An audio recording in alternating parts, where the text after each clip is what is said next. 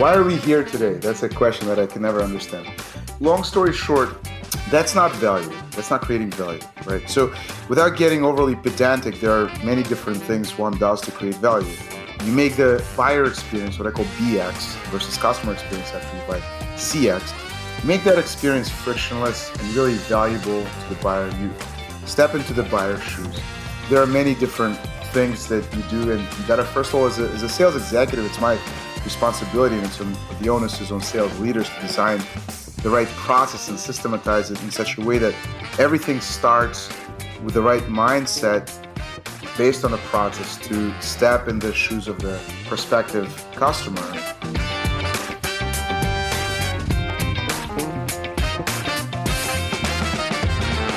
Hi, friends. Welcome to the Sales Enablement Podcast. I'm your host, Andy Paul. That was Zorian Rotenberg. He's the CRO at Infotelligent. And in our conversation, Zorian and I dive into the topic of how and why a CRO is different, a chief revenue officer is different than a vice president of sales. I mean, titles are thrown around pretty easily these days, but as we dig into, there are substantive differences between the two roles, and Zorian shares some details about how they should be viewed, which includes this very interesting perspective that good CROs are like a hedge fund portfolio manager. Now, how often have you heard that analogy? We talk about the steps CROs can take to hedge their risks as they scale their operations.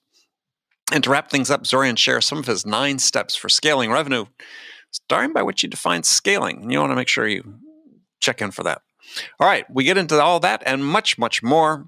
Before we get to Zorian, I want to remind you to subscribe to this podcast wherever you listen to it. And if you subscribe, we'd certainly appreciate it if you could also give us your feedback about how we're doing in the form of a review. So thank you. All right, let's jump into it. Zorian, how you doing? Doing great, Andy. How are you? Yeah, I'm doing well. We're recording this on a Friday, so it's always good. Happy Friday. Happy Friday, yeah. Yeah, I know the way my work schedule sort of works is Friday's actually one of the leaner days. Sunday tends to be busier, so I have sort of a shifted work week a little bit. So you're based in the Boston area. Is that where you've sort of sheltered during the pandemic? Yeah. Live a little bit west of Boston. It's a nice rainy Friday here. Well, I wouldn't give for rain. You need rain. You need it anyway, right? For the plants, for the trees. It's necessary. Yeah, I'm recording on my San Diego office, and we've.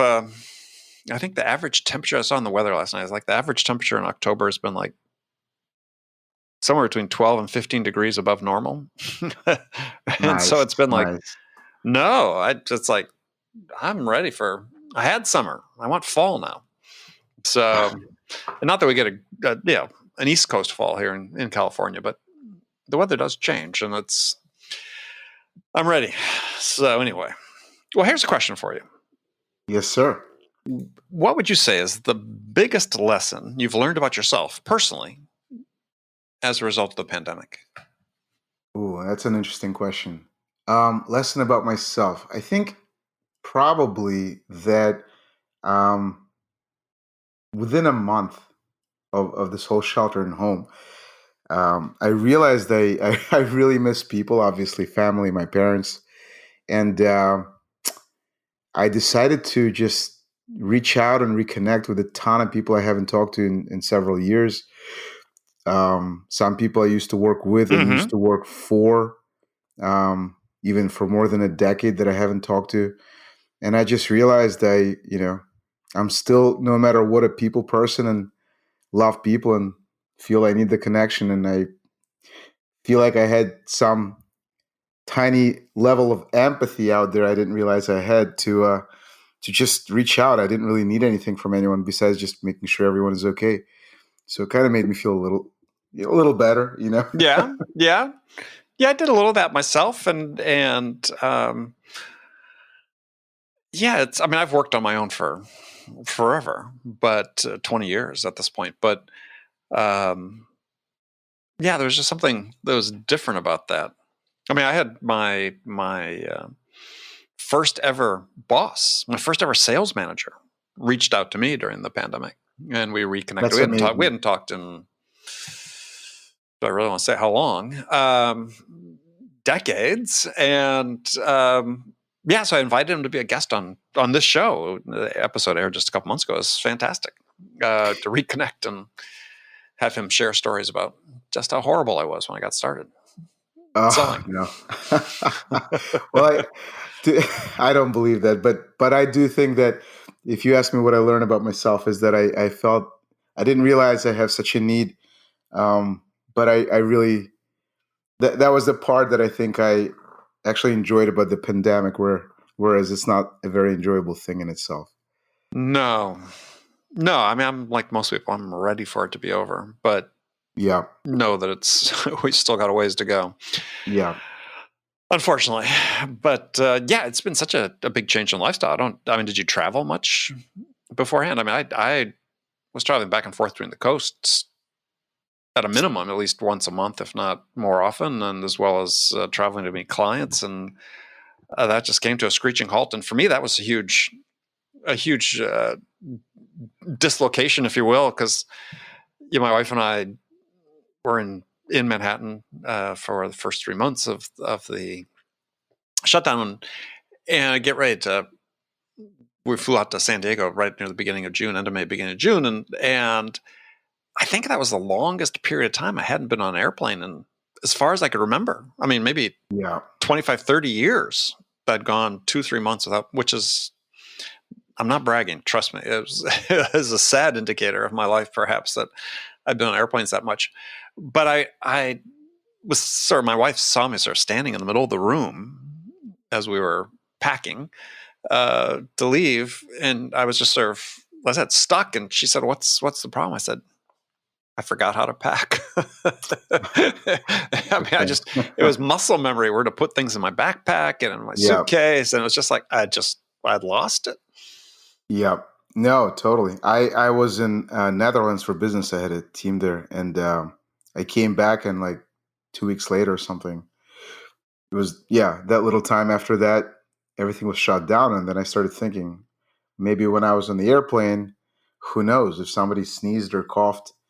Oh, Fortunately, yeah. I didn't get anything. Yeah, but you never know. But that was it. After that, it all shut down. Yeah, I've always traveled. Some years ago, I was at a very successful company where I had teams all over in Europe, across US, Australia, you name it. And I traveled like almost 3 weeks out of the month or something as bad as that. So yeah, I think this is an interesting change, paradigm shift, if you will, in working, and it's different. Well, I know I look at it strikes me every time I see it on TV or a movie is, there's a scene with maybe a business meeting and people, 6, 7 people getting together, they all shaking hands. I'm like, are we ever going to do that again? I mean, I think so. I think so. I mean, where, listen. well, I was just wondering on what, sort of what needs to happen for us to have that level of comfort again, to your point, to go out and be with people, true as the way we were before. I knew obviously the vaccine would help immensely, but Yeah, I think, look, I mean, you look back at history. I love history. You look back at history, and we're probably really deviating far away from sales leadership conversations. But 1918, the Spanish yep, flu pandemic. Hey, we're shaking hands right now, right? I mean, go back to Middle Ages, right? The Black Death. You know, a lot, a lot of a lot of time has passed, of course, but I think people get over it quickly, and the fear will go away. The key right now is to ensure that people's health is protected. But once the vaccine is there, I think we'll be okay. We'll shake hands again. I look forward to well, that. that's really, I agree. I think that there's an interesting follow-on though. There is that, and I was having this conversation with someone yesterday that interviewing for the show is what really is going to change in sales as a result of this. I mean, there's some research that's showing that, hey, field sales is dead. No one's going to travel. No Oh face to no. face. I know. I'm just saying there's the extremes, right? And then there's the other extreme is like, yeah, we'll get back to normal, or we'll have some hybrid mix of things. I'm just wondering what your thought is on that. Yeah, look, I mean, I would say I'm not an expert on COVID and sort of post-pandemic shifts in, social environment. But here's what I think based on sort of history and what I'm seeing right now. Historically, as we just said, there's historical evidence and data that things will get back to normal in terms of people being, next to each other, people shaking hands, um, you know, giving each other a hug. It's not a big deal. It'll get back to that. And humans want to communicate with others. But in terms of field sales, look, I think of course field sales will be back. However, it'll be in a slightly different form. Because of pandemic, the business world didn't stop. I mean, things have slowed down. A lot of businesses have obviously, unfortunately, suffered greatly, and more so than others. But in many cases where the solution is necessary, prospective clients continue to go through the buying journey, and ultimately, many proposals were signed in the past 6, Mm-hmm. 7, 8 months, right? And a Mm-hmm. lot of those proposals are not just mid-market deals for $50 or $100,000, and not even small enterprise deals like 100 or 500,000. Some of those are multi-million-dollar deals. I mean, um, I worked with one of my sales reps to help them close an $847,000 two-year contract. So, and multi-million-dollar deals are getting closed on the phone, or rather via Zoom or a virtual meeting. Obviously, it's not a one cold close. It's a lot of conversations, a lot of engagement with a prospect. But I think what that is indicative of is that over time, much larger deals will be done over an online communication medium like Zoom or Google Meet, whatever. Mm-hmm. So, but I think for much larger deals, field sales will be necessary because meeting with customers over complex technologies and more impactful deals will require bringing the team on site and doing all the typical motions you need to do in person. So, look, I think if anything, COVID definitely accelerated the transition, even by a lot of laggards, on the Jeffrey Moore Mm-hmm. curve, right? The Right. chasm, right? So I think those companies are also doing Zoom calls, whereas before they wouldn't even care to do that.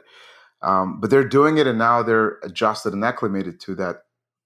But I think COVID is sort of impacting. Um, I would say for sure with with a younger generation, I can see social skills probably impacting the way that people connect to others.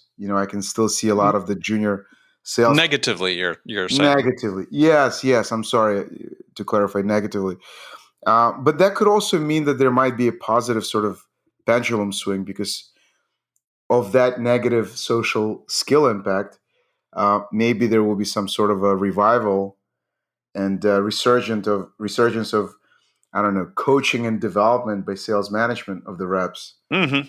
to get better at empathy and connection and relationship building, all the things that are really missing a great deal and even before COVID. But anyway, Well, but I think those are I think those are interesting topics because I yeah, had a fairly heated discussion with a guest last week. We were recording an episode about this whole idea of relationships in sales, and this person was saying they were unnecessary, if not even possibly undesirable, though it oh, was sort of a geez, nuanced definition of what relationships were.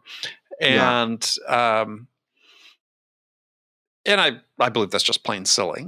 So I agree. I think I may have said that Of to him, course, of but I course, it mean, depends on what the definition is, right? yeah, Everybody I could mean, have their definition, and it's different. Yeah, but everybody seems to be hung up on this idea that, yeah, when you say relationship, you mean friendship. And it's just like, come on, can't we no, get over that? It's not even a relationship. When you look in the dictionary, I don't even think it uses the word friendship. yeah, It no, talks about connection.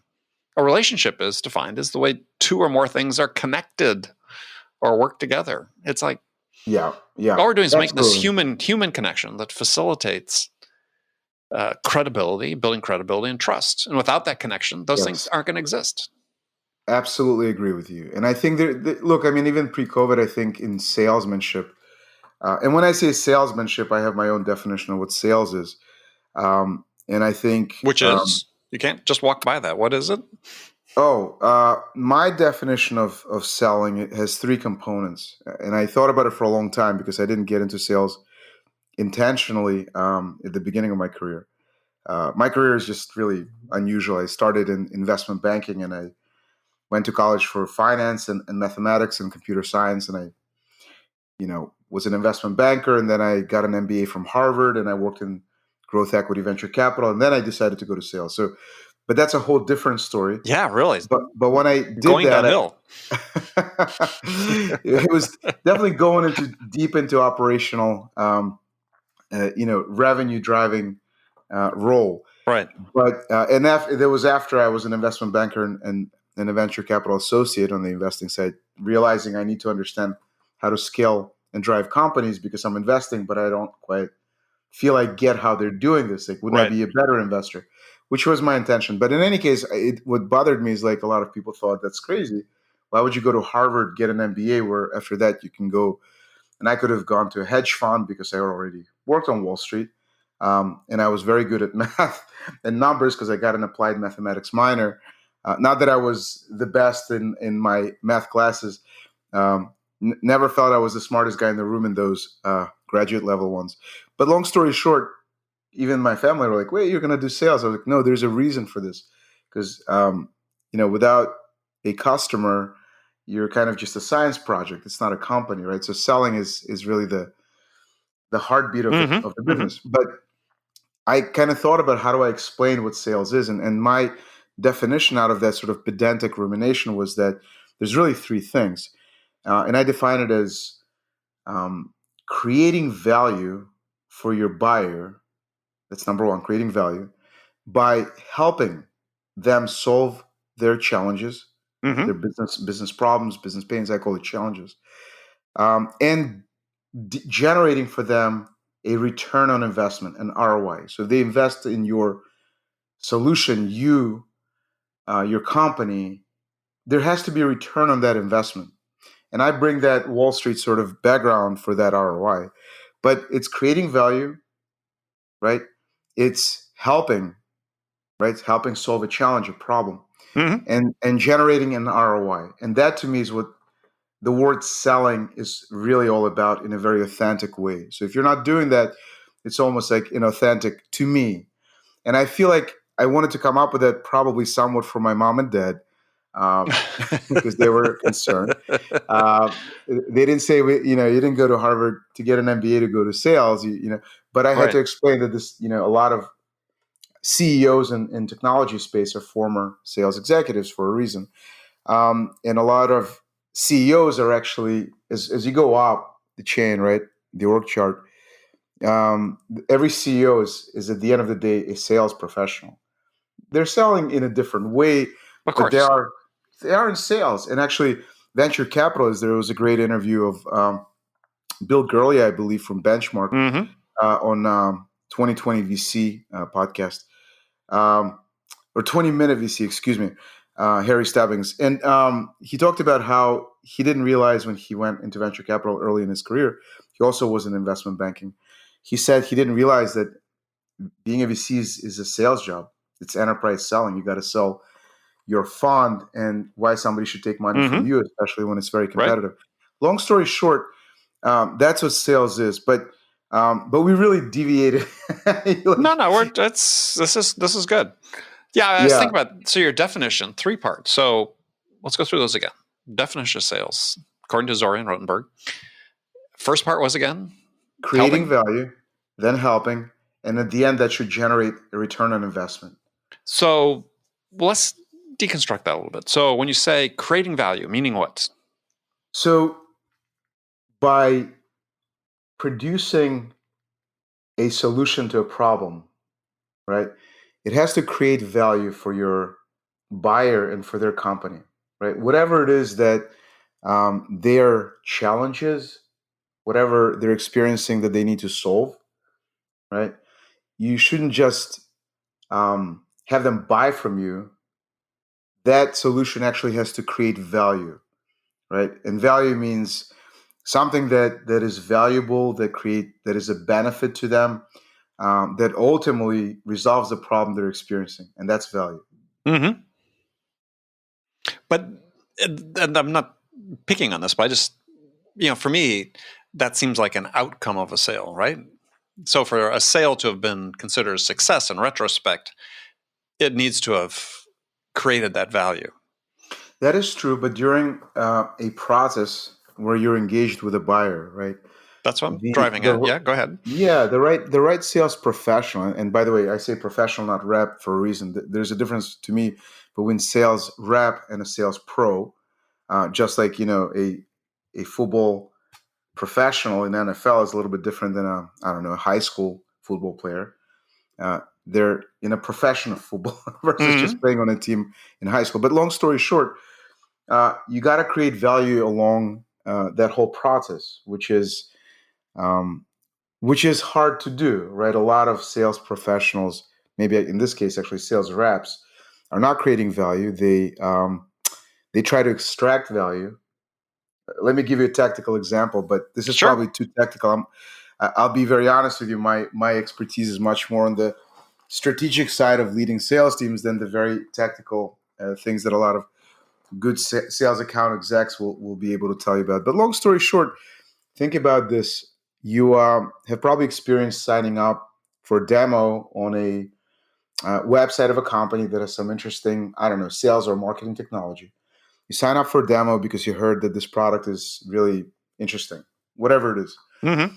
And have you ever had, it's a rhetorical question, but a rep, an SDR reaches out to you by email and says, thanks for signing up for a demo. But before we do a demo, we got to get on a discovery call. Do you have 30 minutes next week? Here's my calendar link. Click on it and pick a time. Now, there's a couple of issues with that. Number Yes. one is you did not click a button, get me a discovery call. You clicked it, show me a demo, or see a demo, or register for a demo, or get a free demo, whatever it is. Instead, you get someone telling you and creating friction in your process to learn more about the solution that requires you to show up to something called discovery call, where you're going to be discovered and frankly interrogated by a very inexperienced sales rep. That's friction. It's Asking a already standard set of questions. yeah, off of a checklist. So why are we here today? That's a question that I can never understand. But long story short, that's not value. That's not creating value, right? So without getting overly pedantic, there are many different things one does to create value. You make the buyer experience, what I call BX versus customer experience after you buy Mm-hmm. CX. Mm-hmm. You make that experience frictionless and really valuable to the buyer. You step into the buyer's shoes. There are many different things that you do, and you got to, first of all, as a sales executive, it's my responsibility, and the onus is on sales leaders to design the right process and systematize it in such a way that everything starts, with the right mindset based on the process to step in the shoes of the prospective customer and deliver value. And it starts with, for example, defining your stages of your sales process, not with words that are, self-centric for the company that's selling, but buyer-centric.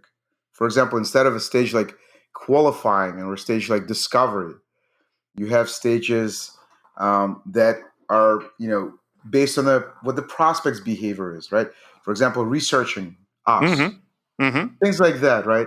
Um, Long story short, value comes in the form of the experience for the buyer, but also afterwards, and probably that value is quantified in that ROI that I said.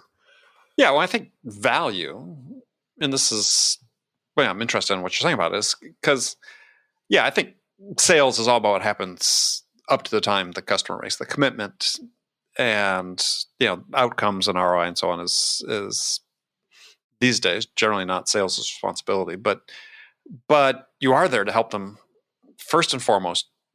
You're there to help the customer solve a problem and make a purchase decision.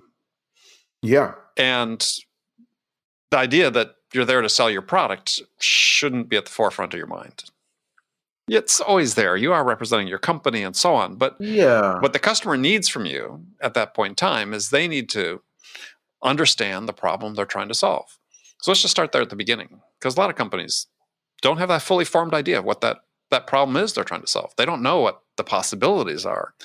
And so your job as a seller is to help, and this is where, one source of value for them is to help them understand and to help them feel understood that you know what their problem is and they know what their absolutely. problem is.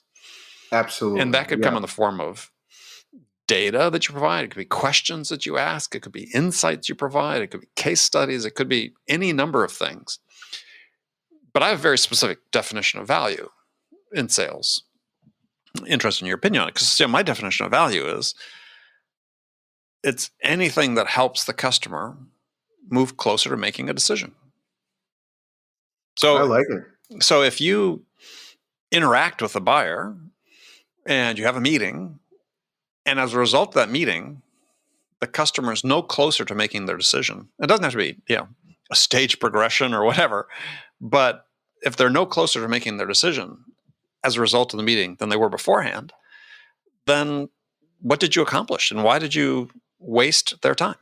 Yeah, I agree with you. I also would add to your point that value comes in other forms as well. I mean, Oh, yeah, that every wasn't meant to be process. a comprehensive list, but yeah, that's just an example.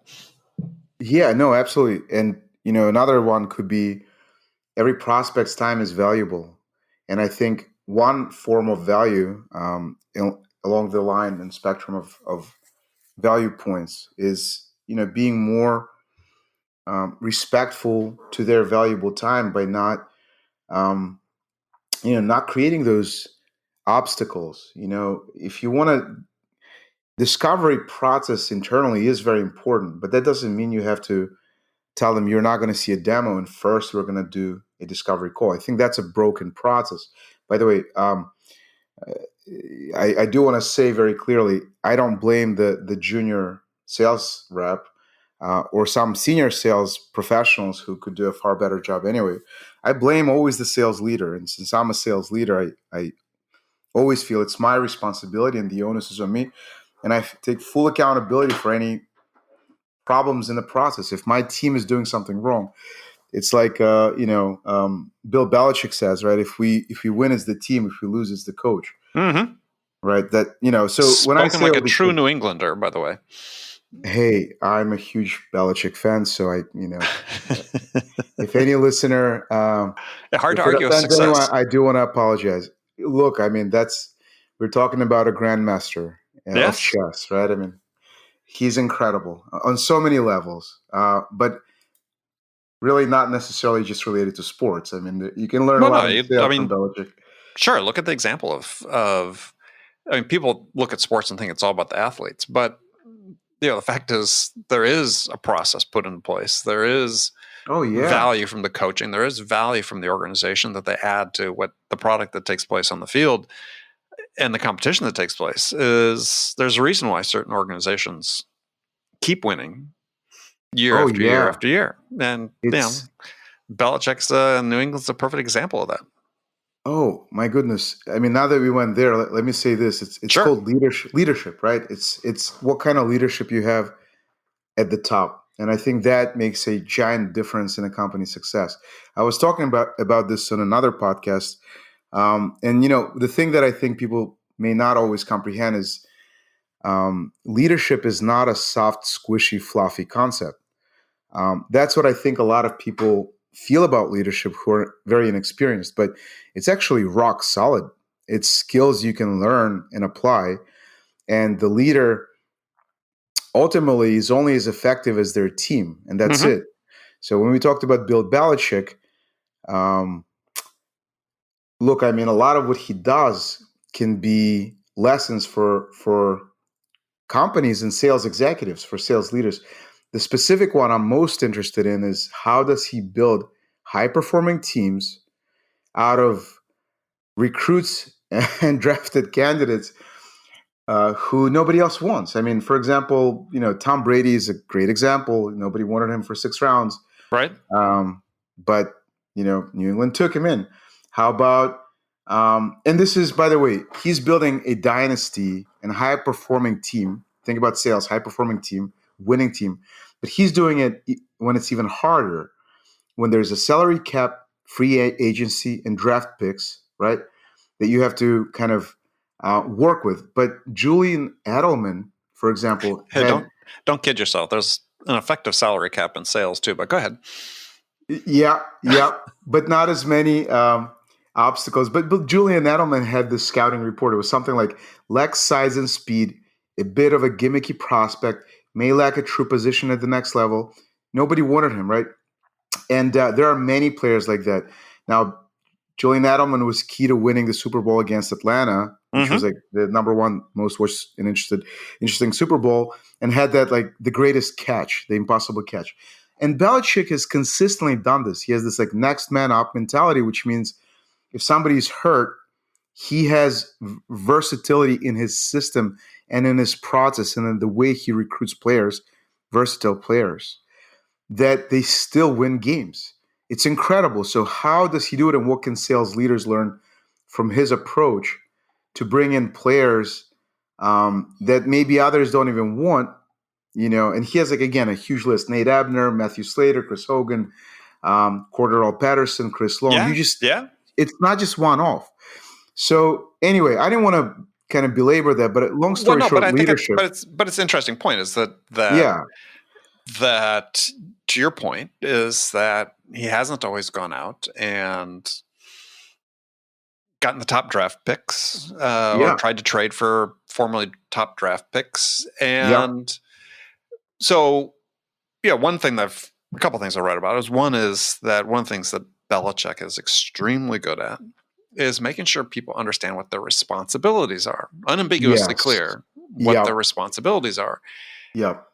And, sets expectations, but then if you perform within those expectations and meet your responsibilities, you've got some freedom and flexibility to excel.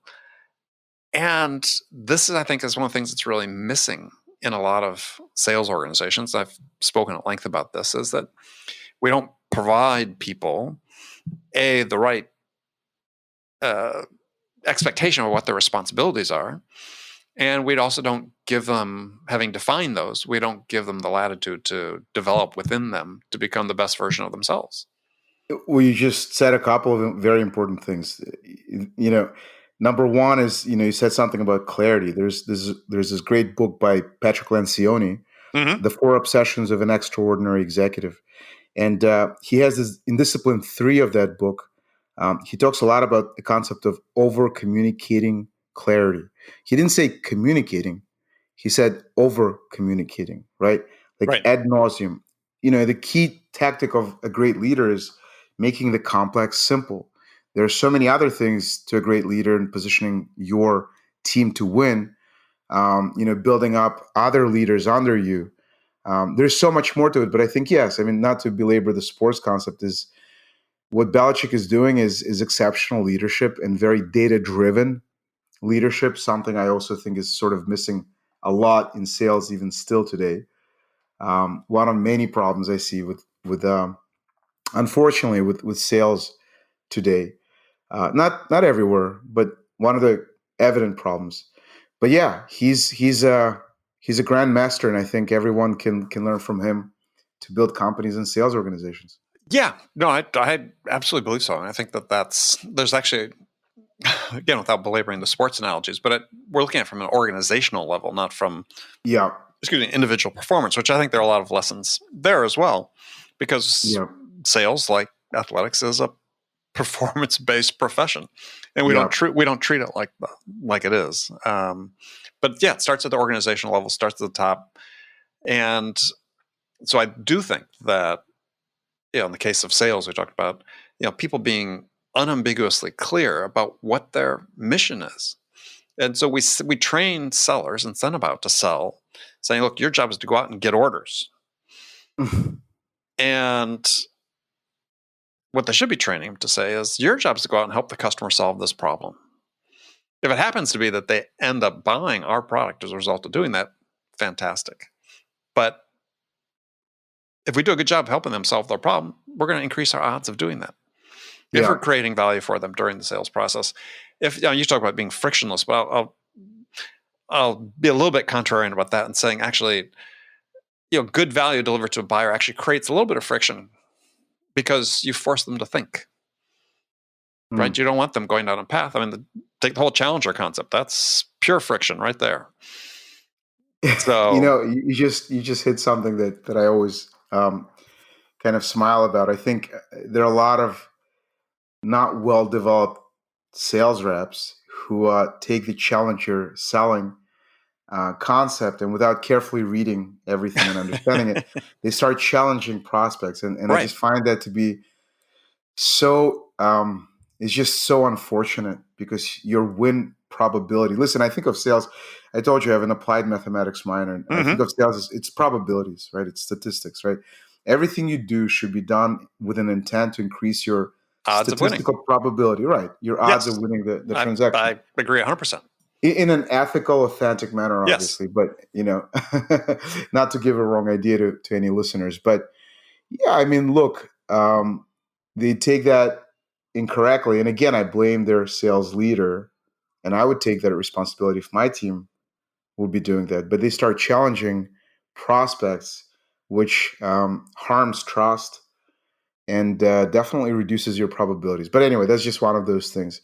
Look, I think ultimately, we were talking about leadership and about how it connects to tactics. We're kind of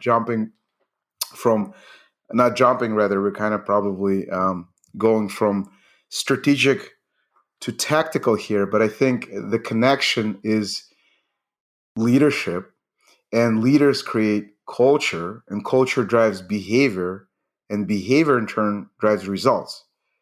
Right. That's the kind of linear relationship right there.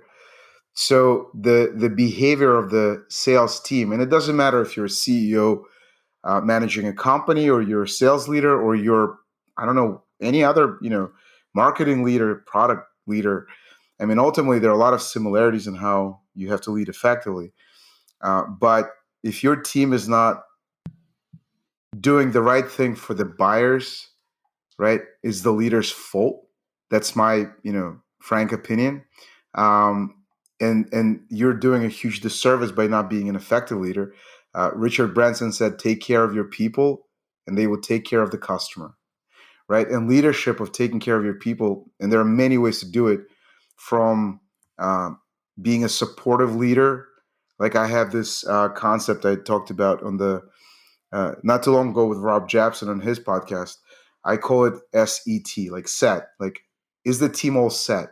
And as your leader, you got to make sure that your team is all set and set up for success. And S stands for support, kind of supporting your team as a leader. A well-known terminology in leadership style is known as servant leadership, right? And it's what it really means is you're being a supportive leader, right? I like that term even more, supportive leader, right? You've got to support your team, not be the manager that's meddling and, as I joke around, checking in and checking up and sending me updates, but doing nothing of value. We talked about value earlier, doing nothing of value to their professional sales teams. Right. If I'm managing as a chief revenue officer, if I'm managing, a couple of vice presidents and senior vice presidents and directors of sales of different regions or verticals, commercial versus enterprise, if I'm just asking them for their updates and what's going on, that's not leadership, right? That's just like meddling, right? What value are you really creating there? So the first part of SET is support. And there's, by the way, about that, there's like a whole research by Google called Project Oxygen that defines, that. But not to belabor that. The second one is energy, which is, and by the way, to be clear, creating the right energy is really about creating. It's not about rah-rah cheerleading at all. It's about the right environment and the right energy that drives results and helps the team win.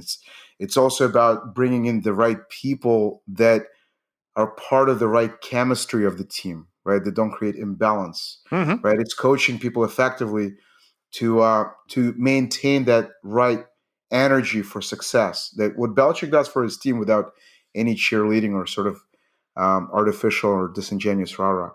So, and then I think he's incapable of rah-rah, but yeah, go ahead. he is, but he's very capable of creating the right energy that drives the team to put, to give their best and put them in a position to succeed as a team, not as any individual.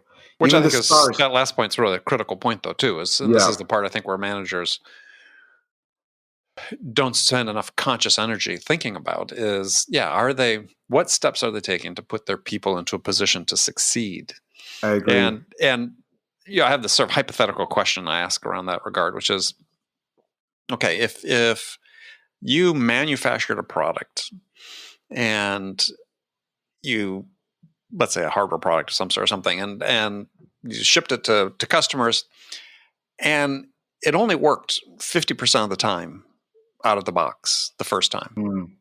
That would be considered a pretty dramatic failure, right? Yeah. Quality control failure, process failure, whatever. Yeah.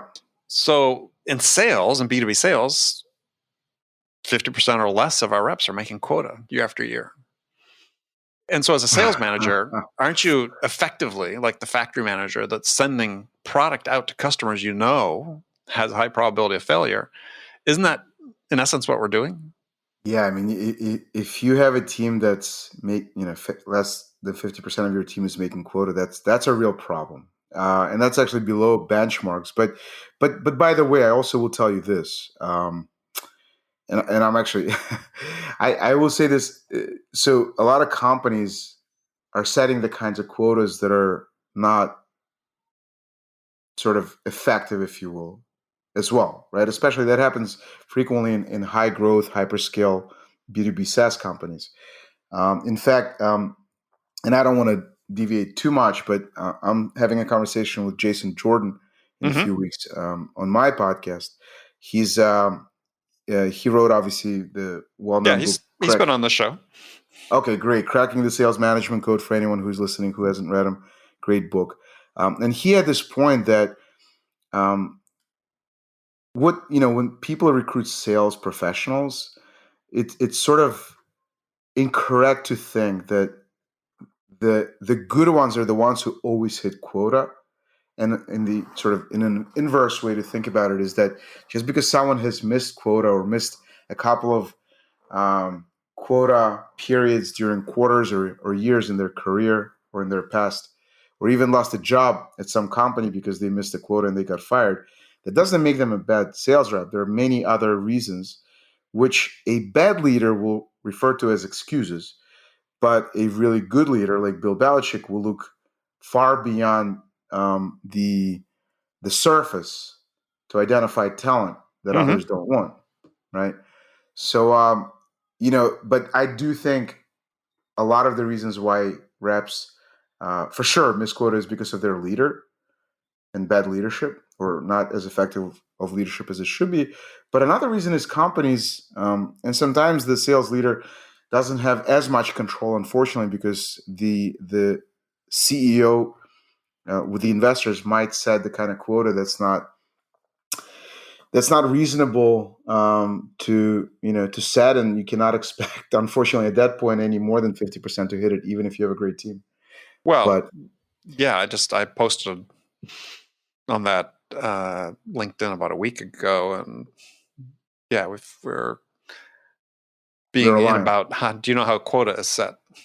And very few people do not give a little example in the post, and it's had a huge reaction on LinkedIn, because obviously well over 30,000 views at this point, because it's so arbitrary.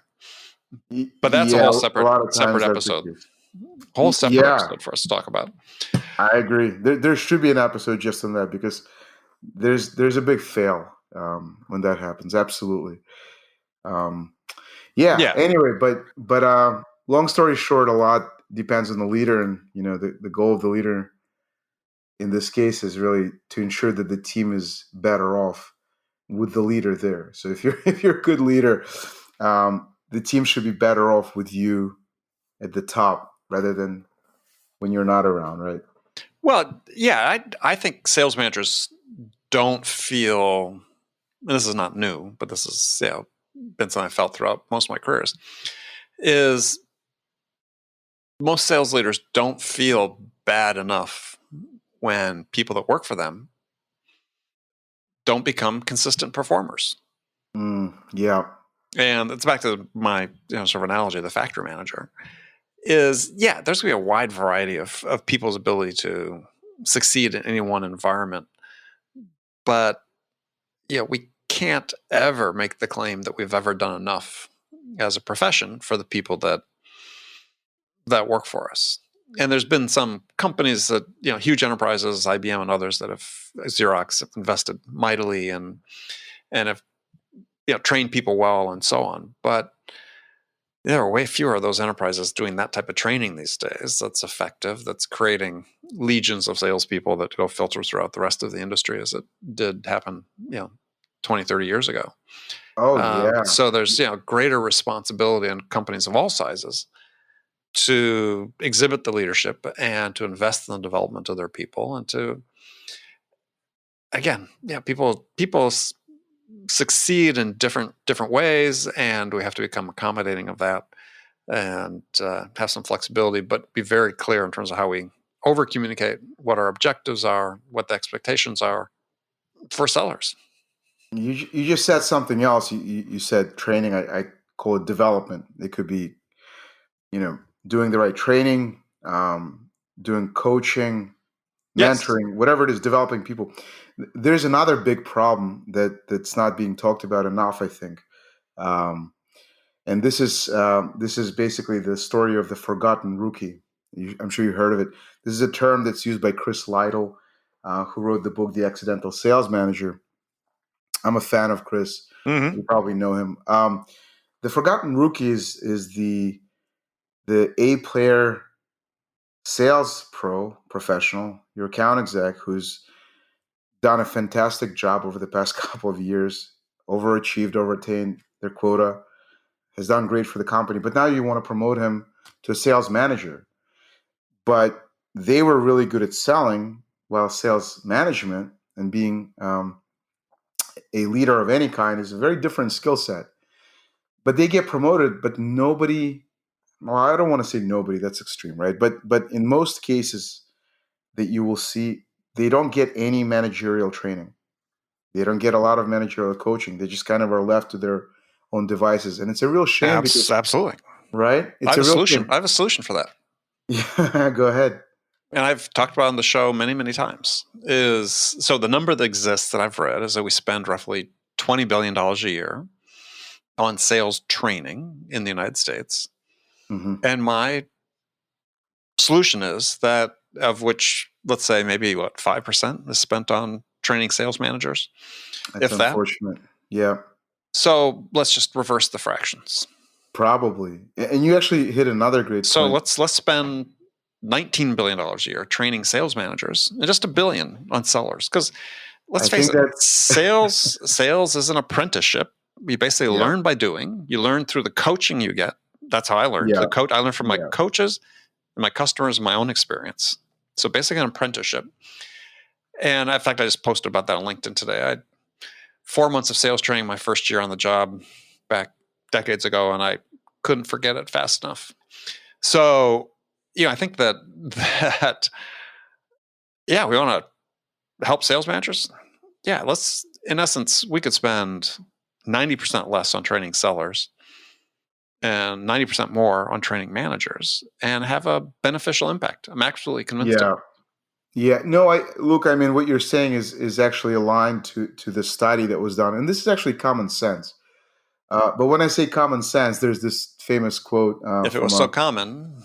Well, common sense is not so common. That's right. If it was so common, we wouldn't call it. Yes. Yeah. But the issue is that you have, let's say, one manager of any kind, actually, this is applicable across the board to any organization, is that you're managing, 7, 8, 10 people, for example. So if you have a manager that's ineffective, not a good manager, not because they don't want to be a good manager, they just don't know how. And it's a skill set that must be trained, right?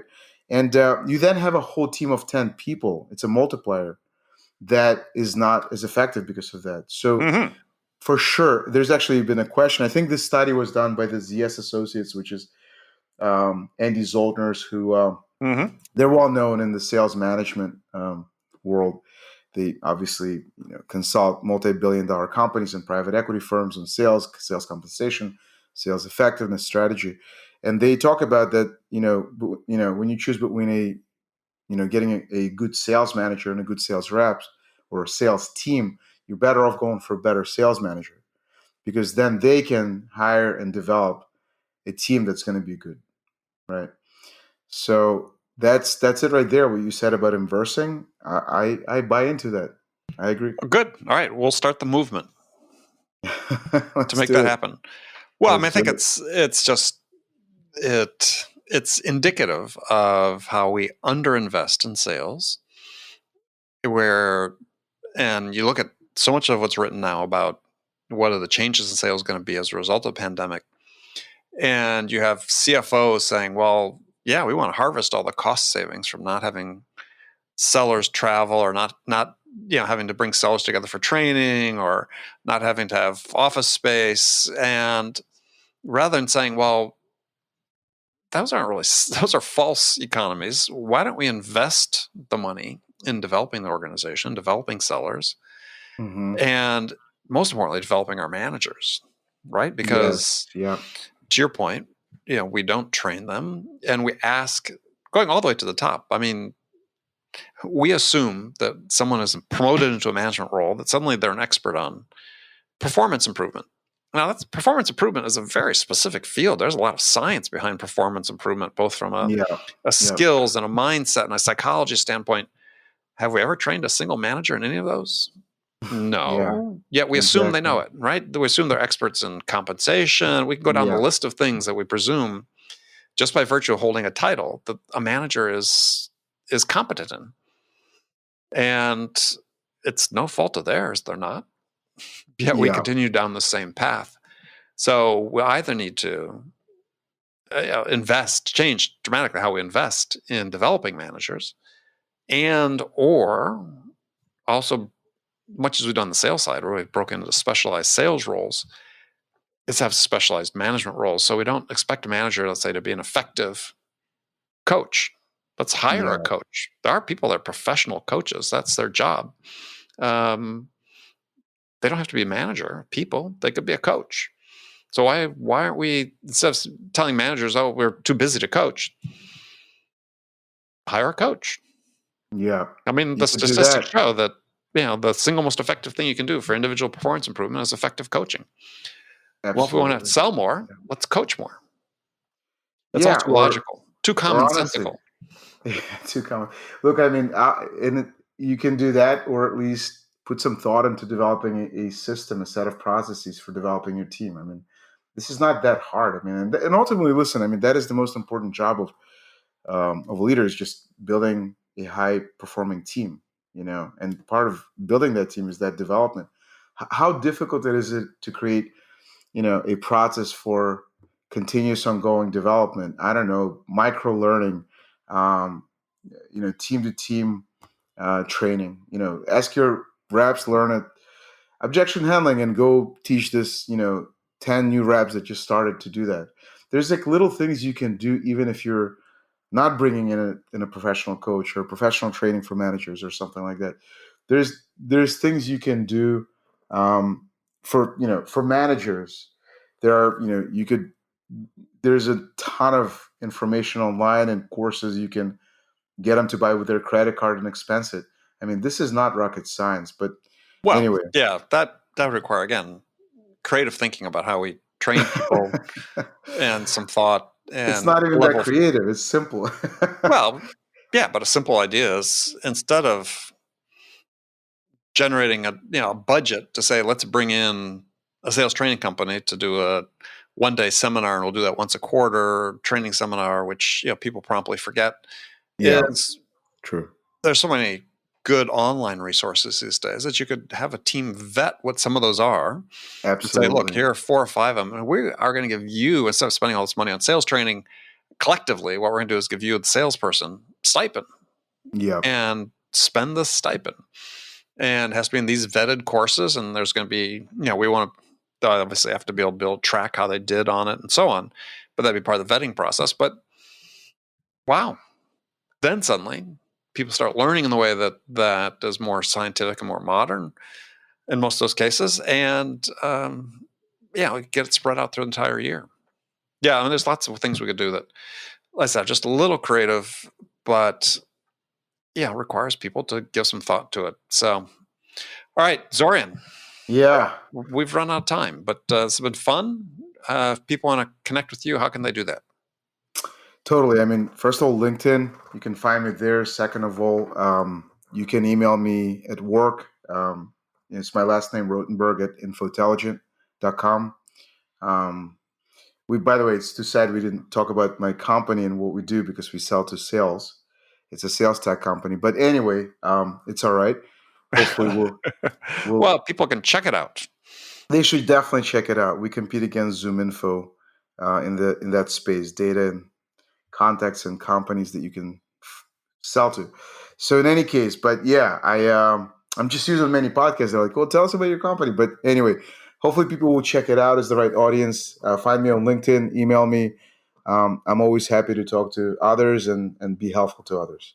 Perfect. Zorian, thank you so much. Andy, thank you so much. Have a great weekend. Okay, friends, that's it for this episode. First of all, I want to thank you for taking the time to listen. As always, we're ever so grateful for your support of the show. And I want to thank my guest, Zorian Rotenberg, for sharing his wisdom with us today. If you enjoyed this episode, please subscribe to this podcast, Sales Enablement with Andy Paul, on iTunes, Spotify, or wherever you listen to podcasts. If you could also leave us a rating or a review, let us know how we're doing, well, we'd certainly appreciate that. And you can do all that on your phone in less than a minute as soon as this episode is over. So thank you for your help, and thank you so much for investing your time with me today. Until next time, I'm your host, Andy Paul. Good selling, everyone.